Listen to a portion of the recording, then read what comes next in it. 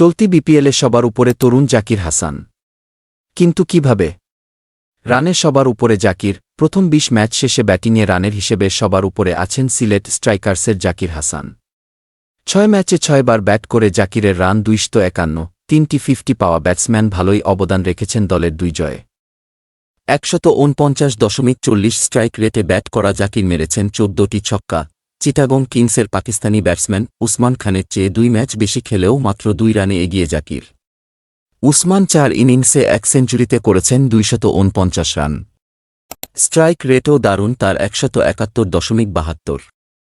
Dhaka ক্যাপিটালসের ২ centurion Tanzid Hasan ২৪৬ ও লিটন দাসও ২৪০ করে আছেন শীর্ষ ৫-এ। লিটন ১৯৮ রানই করেছেন শেষ ২ ম্যাচে, সংস্করণটি টি-20। তাই শুধু রান দিয়েই ব্যাটসম্যানদের বিচার করা যায় না এখানে। নুরুল হাসানের কথাই ধরা যাক। রান সংগ্রহে শীর্ষ ২৫ও নেই রংপুর রাইডার্স অধিনায়ক।